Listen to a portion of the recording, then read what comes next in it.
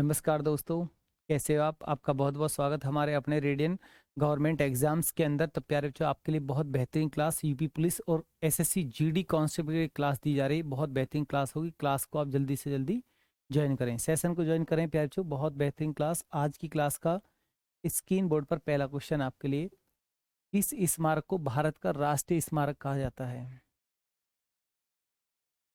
किस स्मारक को किस स्मारक को भारत का राष्ट्रीय स्मारक कहा जाता है? India gate, gateway of India, Rajghat या लाल किला? बता दीजिए। बेहतरीन क्वेश्चन होगा आपके लिए। बताइए, किस स्मारक को भारत का राष्ट्रीय स्मारक कहा जाता है? चार ऑप्शन आपके सामने है। तो प्यारे बच्चों, आपका सही आंसर क्या आएगा? तो यहाँ पर आपका सही आंसर क्या आएगा? इंडिया गेट आपको लगाना है। इंडिया गेट, ठीक है। इंडिया गेट नई दिल्ली, और गेटवे ऑफ इंडिया की बात करें तो ये महाराष्ट्र मुंबई में है। भारत का प्रवेश द्वार ये मुंबई में है। राजघाट भी आपका कहाँ पर? नई दिल्ली में है। और लाल किला भी कहाँ पर है प्यारे बच्चों? ये भी आपका दिल्ली में है। मतलब ये भी दिल्ली में है, दिल्ली में है, और ये भी दिल्ली में, ठीक है। नोट कर लें। अब लाल किला आपको पता है किसने बनवाया है? शाहजहां ने बनवाया है। इसके बाद नेक्स्ट क्वेश्चन, भारत में सबसे बड़ी सिंचाई नहर कौन सी है? भारत में सबसे बड़ी सिंचाई नहर कौन सी है? कमेंट बॉक्स में टाइपिंग करें।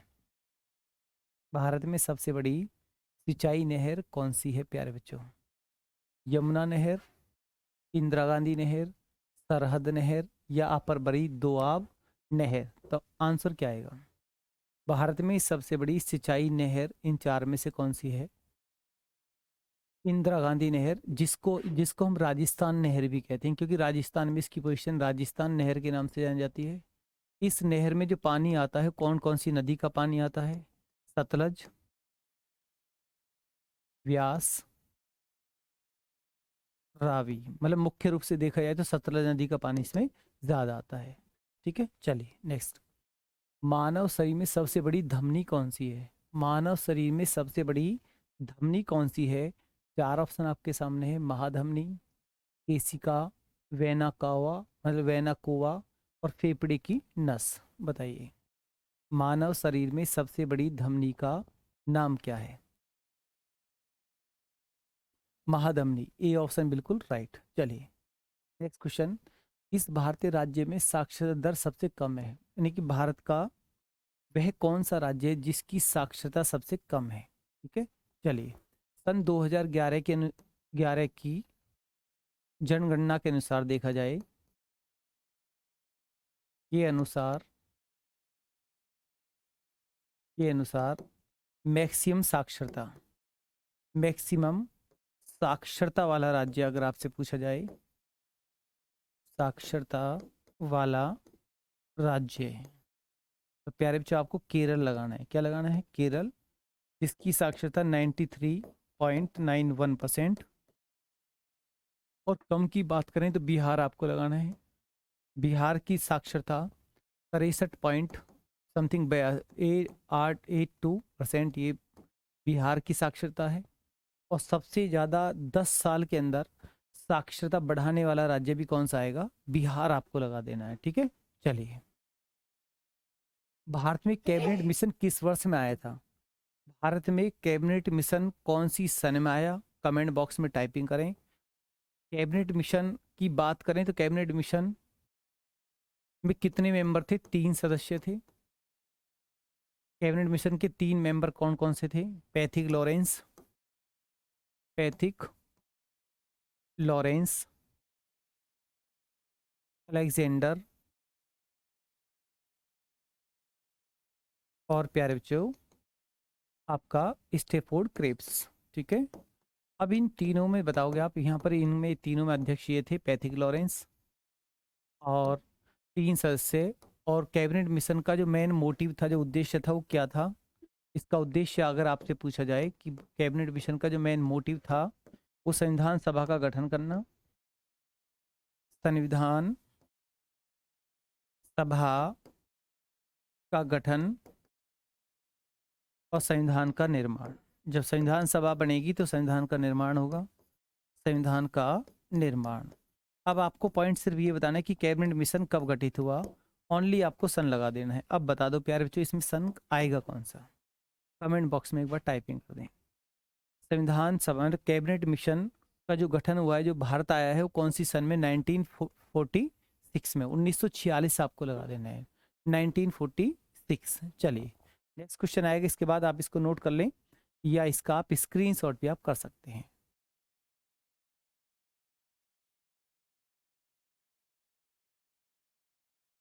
चलिए, भारत में स्थापित पहला बैंक था, भारत में स्थापित पहला बैंक था bank of India, bank of Hindustan, bank of India, मतलब 2 बार लिख दिया यहाँ पर, कोई बात नहीं, आगरा का बैंक या इनमें से कोई नहीं।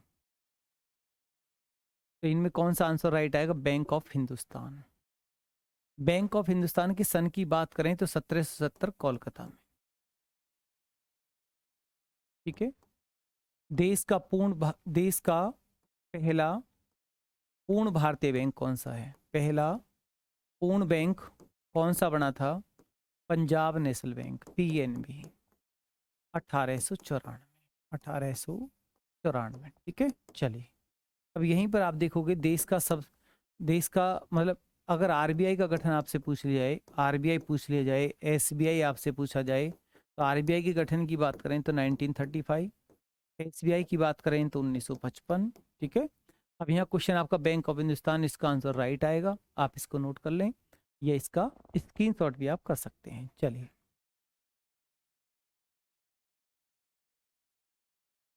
विश्व के क्षेत्रफल का कितना भाग भारत के पास है, विश्व के क्षेत्रफल का बताइए, वर्ल्ड में सबसे ज़्यादा एरिया किसके पास है, एरिया में नंबर रसिया है, रसिया के बाद सेकंड नंबर किसका आता है, कनाडा का आता है, कनाडा के बाद थर्ड नंबर किसका आता है, थर्ड नंबर किसका आता है बताइए, थर्ड नंबर पर चाइना है, फोर्थ नंबर पर कौन सा आता है, यूएसए आता है, फिफ्थ नंबर पर कौन सा आता है, पाँचवें नंबर पर प्यारे जो ब्राज़ील है, और नंबर 6 पर ऑस्ट्रेलिया है, नंबर 6 पर ऑस्ट्रेलिया, नंबर 7 पर भारत, और नंबर 8 पर अर्जेंटीना, अर्जेंटीना। तो नोट कर सकते हैं आप ये सब। ठीक है, नोट कर लीजिए आप। अब इंडिया इसमें कौन से पायदान पर, क्वेश्चन अभी ये यहाँ था, इंडिया पूरे विश्व में 7वें पायदान पर है, और 7वें पायदान के साथ कितने एरिया के साथ, ये 2.43% के साथ, 2.43% के साथ विश्व में इंडिया का सातवां स्थान है, और जनसंख्या की बात करें तो पहला स्थान है। ठीक है, आप इसको नोट कर लें या इसके अगर क्वेश्चन है कि भारत से ज़्यादा एरिया किसके पास है, ऑस्ट्रेलिया, और भारत से कम किसके पास, अर्जेंटीना, अर्जेंटीना और ब्राज़ील की बात करें तो अर्जेंटीना और ब्राज़ील, ये ब्राज़ील और ये अर्जेंटीना, ये दोनों ही देश कौन से महाद्वीप के देश हैं, कभी पूछ लिया जाए तो दक्षिण अमेरिका आपको लगा देना है, दक्षिण अमेरिका महाद्वीप। ठीक है, चलिए आप इसको नोट कर लें या इसका स्क्रीनशॉट भी आप कर सकते हैं।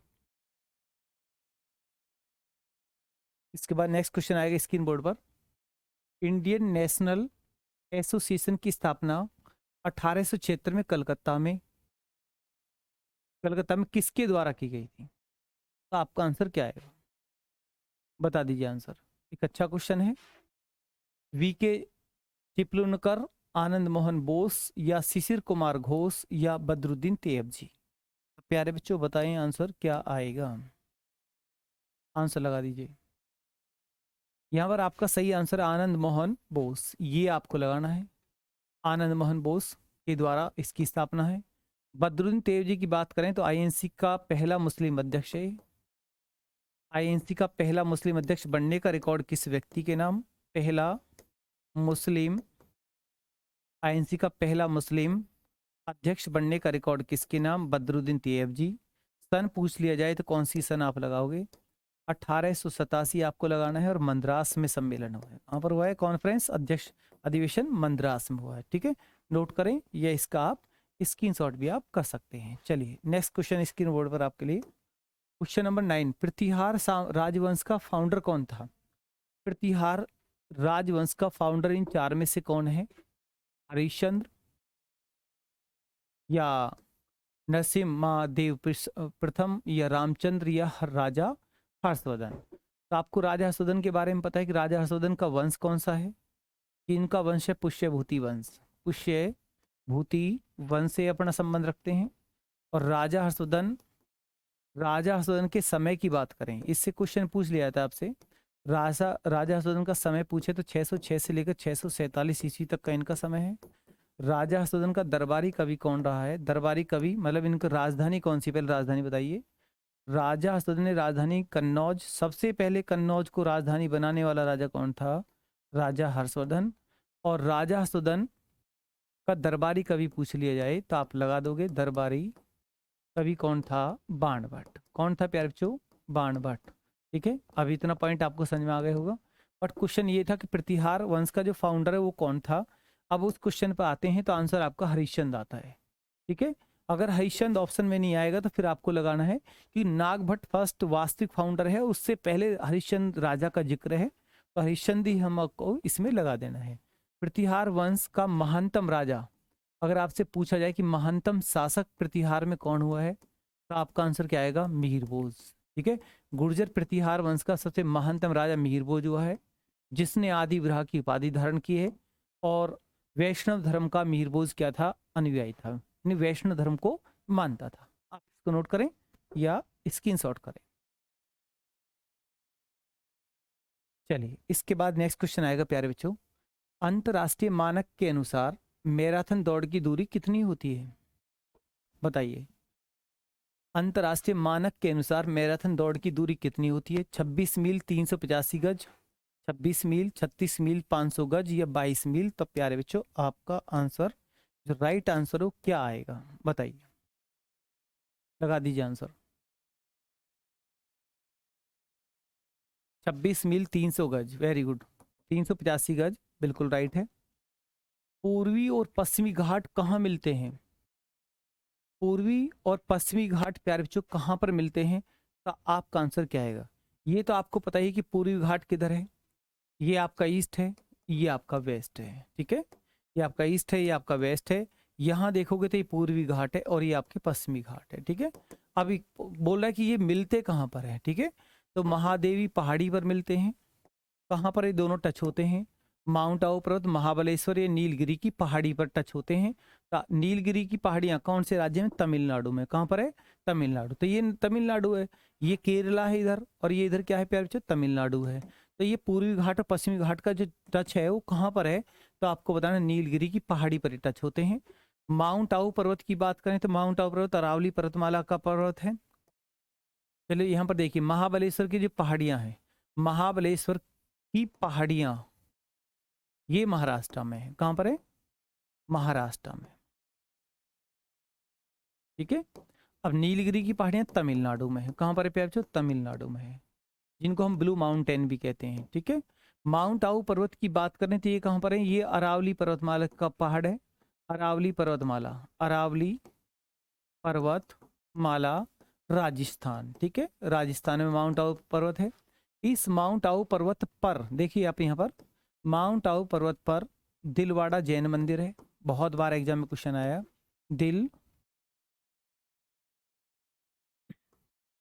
दिलवाड़ा जैन मंदिर। क्वेश्चन आता है दिलवाड़ा जैन मंदिर कौन से पर्वत पर है? तो माउंट आबू पर्वत पर है।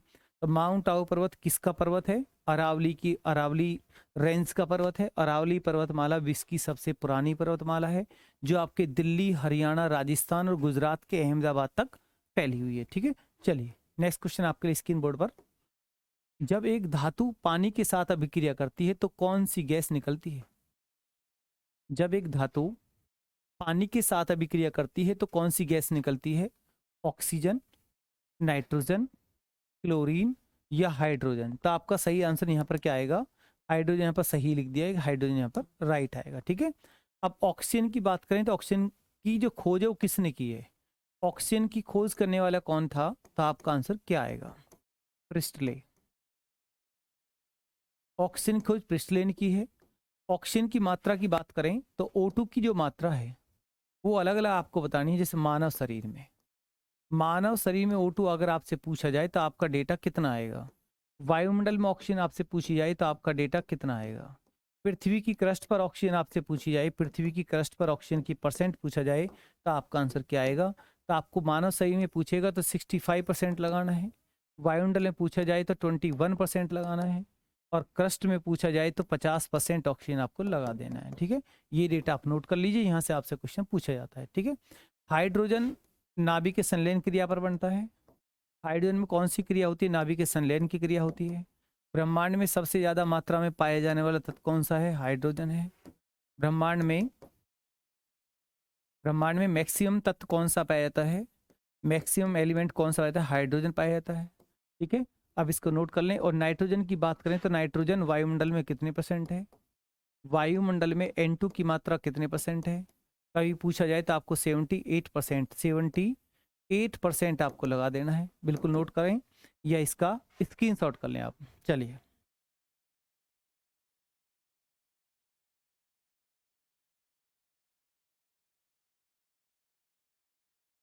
भारत का प्रथम वायसराय कौन था? कितना अच्छा क्वेश्चन है आपके लिए। भारत का प्रथम वायसराय बनने का रिकॉर्ड किस व्यक्ति के नाम? तब प्यारे बच्चों आपका आंसर क्या आएगा? बंगाल का प्रथम, देखिए आप रॉबर्ट क्लाइव से लीजिए क्वेश्चन आप। बंगाल का प्रथम गवर्नर, अगर कभी ऐसे क्वेश्चन आए तो आपका आंसर क्या आएगा? Robert Clive. ठीक है, Lord Canning, Lord Wellesley, William Bentinck. तो भारत का प्रथम वायसराय जो आपका क्वेश्चन था उसका सही आंसर डी ऑप्शन है। ठीक है, लॉर्ड कैनिंग की बात करें तो कंपनी द्वारा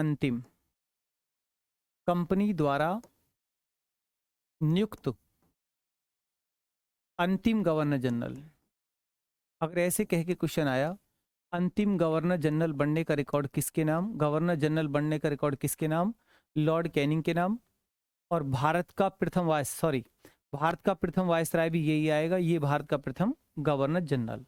ठीक है, अगर भारत का प्रथम वायसराय कह के पूछे जाए या क्वेश्चन ऐसे आए तो दोनों क्वेश्चनों का आंसर लॉर्ड कैनिंग आपको लगा देना है। अब इसके लिए आपका आंसर क्या लगाओगे? उस क्वेश्चन का आंसर तो ये है लॉर्ड कैनिंग, बट इसका आंसर ऐसे आएगा भारत का प्रथम गवर्नर जनरल। क्वेश्चन इसके लिए ऐसे बनता है, भारत का प्रथम गवर्नर जनरल। ऐसे क्वेश्चन है तब आपको लॉर्ड विलियम बेंटिंग लगा देना है। अब क्वेश्चन यहाँ पे देखिए आप, लॉर्ड वेलेजली की कौन सी संधि, कौन सी नीति रही है? सहायक संधि। लॉर्ड वेलेजली की सहायक संधि रही है। सहायक संधि कौन सी सन में आई थी? 1798 ईस्वी में। और इस संधि के तहत कौन से राज्य ने सबसे पहले अंग्रेजों के सामने घुटने टेक दिए? हैदराबाद। हैदराबाद ने, लिखोगे आप, हैदराबाद ने आश्रित सेना रखना स्वीकार किया। रखना स्वीकार किया। ये आप सब नोट कर सकते हैं, नोट करें या इसका स्क्रीनशॉट भी आप कर सकते हैं। चलिए,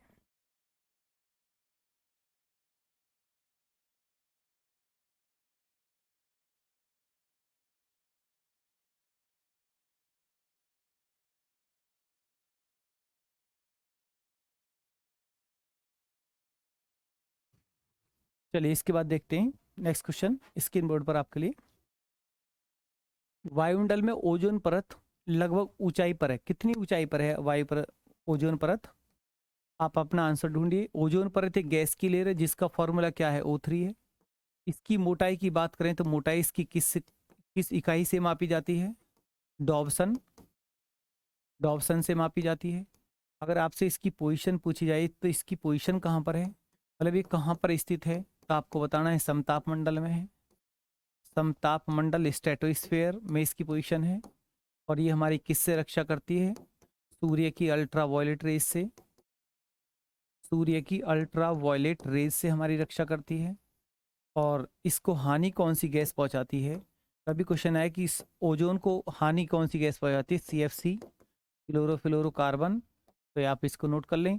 अब इसकी उसकी बात करें ऊंचाई की तो 50 किलोमीटर आपको लगा देना है। बी ऑप्शन आपका राइट है। ये भी आप डिक्टो पॉइंट है, इनको भी आप नोट कर सकते हैं। बेहतरीन पॉइंट है बिल्कुल आपके लिए, डिक्टो पॉइंट एग्जाम में पूछे जाते हैं। चलिए नेक्स्ट क्वेश्चन स्क्रीन बोर्ड पर, वह पौधा जिसमें फूल नहीं होते लेकिन बीज होते हैं कौन सा है? आर्किड, अनावृत बीजी, आवृत बीजी या क्रिप्टोगैमस। तो इन चार में से आपका सही आंसर क्या आएगा? तो प्यारे बच्चों यहाँ लगा दीजिए आप अनावृत बीजी। ठीक है, अनावृत बीजी, एक होते हैं एंजियोस्पर्म, एक होते हैं जिम्नोस्पर्म, ठीक है। तो ये आपके ये अनावृत बीजी हैं जिनमें आवर्त नहीं होता, इनमें आवर्त होता है। ये आपका बी ऑप्शन बिल्कुल राइट। आर्किड क्या है, सबसे छोटा बीज है। सबसे बड़ा बीज कौन सा, लेडोसिया है, ठीक है। चलिए, तत्वों में सबसे बड़ा परमाणु होता है किसका, क्लोरीन का, ऑक्सीजन का, हाइड्रोजन का या लिथियम। लिथियम इसमें सही आंसर है, सही है, इस पे लिख रहा है सही, चलो कोई बात नहीं, ठीक है, हो जाती है क्लरिकल मिस्टेक। अब इसे बताइए, मधुमक्खी के डंक के इलाज के लिए विलियन का उपयोग किया जाता है, नींबू का रस, दूध, सिरका या बेकिंग सोडा, बताओ। मधुमक्खी के डंक के इलाज के लिए किस सॉल्यूशन का उपयोग किया जाता है, तो यहाँ पर आपका सही आंसर आएगा बेकिंग सोडा, ठीक है, बेकिंग सोडा। सिरका का फॉर्मूला क्या है, अगर सिरका का फॉर्मूला CH3COOH, इस सिरका का फॉर्मूला है, ठीक है। दूध क्या है, अम्लीय है, लैक्टिक एसिड होता है दूध के अंदर, ठीक है। नींबू के अंदर सिट्रिक एसिड होता है, सिट्रिक एसिड होता है, नोट कर लीजिए आप। चलिए नेक्स्ट क्वेश्चन आएगा स्क्रीन बोर्ड पर। जब बर्फ पिघलती है तो उसके वॉल्यूम पर, उसके आयतन पर क्या इफेक्ट आता है। जब बर्फ पिघलती है तो उसके आयतन पर क्या प्रभाव पड़ेगा। बर्फ के पिघलने पर उसका आयतन घटता है या बढ़ता है, या द्रव्यमान दोनों घटते हैं, या द्रव्यमान बढ़ने पर मात्रा घट जाती है। तो आपका सही आंसर क्या आएगा, बताइए आप। अच्छा क्वेश्चन है और एग्जाम में कई बार क्वेश्चन पूछा गया है। बर्फ के पिघलने पर उसके आयतन पर क्या प्रभाव पड़ेगा। आयतन प्यार बच्चों क्या होगा, घटेगा। आयतन क्या होता है, आयतन घट जाएगा, ठीक है। चलिए, गदर पार्टी के फाउंडर कौन थे, बसंत कुमार विश्वास, या सोहन सिंह भकना, या राम प्रसाद बिस्मिल, या भगत सिंह, बताइए। गदर पार्टी के फाउंडर कौन थे, तो प्यारे बच्चों आपका आंसर क्या आएगा, लगाइए आंसर। इसमें आपका सही आंसर है सोहन सिंह भाकना, मतलब भाकना बोलते हैं, ये है। अगर यहाँ पर सोहन सिंह भाकना की पार्टी गदर पार्टी थी, फिर उसके बाद कौन सा नेतृत्व किया है, गदर लाला हरदयाल, लाला हरदयाल। चलिए नेक्स्ट क्वेश्चन 20 क्वेश्चन है और ये आज की क्लास का प्यारे बच्चों लास्ट क्वेश्चन है। अंतिम मुगल सम्राट कौन थे, बाबर थे, या नूरजहां, या अकबर, या बहादुर शाह सेकंड। अंतिम मुगल सम्राट का नाम बता दीजिए, कमेंट बॉक्स में टाइपिंग करें, ठीक है। बाबर के ये पहला मुगल बादशाह है, पहला मुगल बादशाह तो बाबर है। पहला मुगल बादशाह कौन था प्यारे बच्चों, बाबर, जिसका समय 1526 से लेकर 30 तक है, ठीक है। नूरजहां का वास्तविक नाम कभी एग्जाम में पूछा जाए तो आपका आंसर क्या आएगा। नूरजहां किसकी प्रिय पत्नी, जहांगीर की है। वास्तविक जो इसका नाम है वो क्या है, मेहरुनिसा है, मेहरुनिसा, नोट कर सकते हैं आप। अकबर, अकबर के जन्म की बात करें तो अकबर का जन्म 1542 में है, और राज तिलक अकबर का कई बार पूछ लिया गया है। राज तिलक 1556 में है। 14 वर्ष का अकबर गद्दी पर बैठ गया। लेकिन आपके क्वेश्चन का जो सही आंसर है बहादुर शाह सेकंड है, जो जफर उपनाम से कविताएं लिखता था। जफर उपनाम से, जफर उपनाम से कविताएं लिखता था, बहादुर शाह जफर भी इसको कहते हैं, ठीक है। और बहादुर शाह सेकंड का जो समय रहा है वो आपका 1837 से लेकर 1862 तक का समय इसका रहा। और 1857 की क्रांति में मेरठ के सैनिकों का साथ इन्होंने दिया, नेतृत्व किया, उनका नेता बना। उस टाइम दिल्ली के अंदर अंग्रेज अधिकारी था निकलसन हडसन, जिसने बहादुर शाह जफर को दिल्ली से उठाया और मेमार रंगून के किले में ले जाकर कैद कर दिया, जहां पर 1862 में उनकी मृत्यु हुई। और इनका मकबरा भी कहां पर है, रंगून में है। क्वेश्चन है कि अंतिम मुगल सम्राट को अंग्रेजों ने कहां पर निर्वासित किया, तो आपको बताना है मेमार, रंगून। और अंतिम मुगल सम्राट का मकबरा कहां पर है, तो आपको लगाना है रंगून। तो प्यारे बच्चों, आज की क्लास आपको कैसे लगी।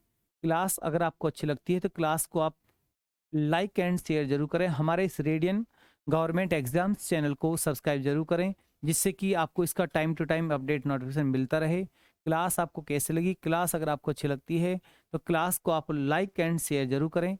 मिलते हैं हम नेक्स्ट क्लास के साथ, धन्यवाद, गुड नाइट।